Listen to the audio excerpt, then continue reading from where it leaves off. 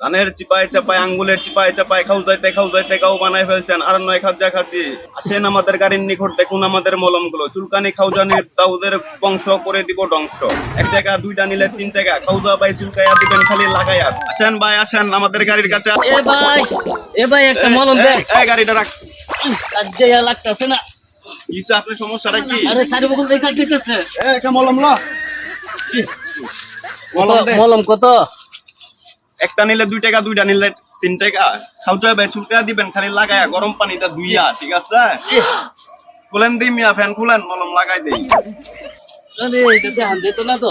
না একটু লাগান দেন, 5 মিনিটের ভিতরে যদি আপনার ক্লিয়ার না হয় আমারে কইেন। না গো, এসো তো মলম তো আবার কামড়ো। সেইটা গেছে গা। তাই গে ভাই। ভাই এদিকে দেন কত এটা?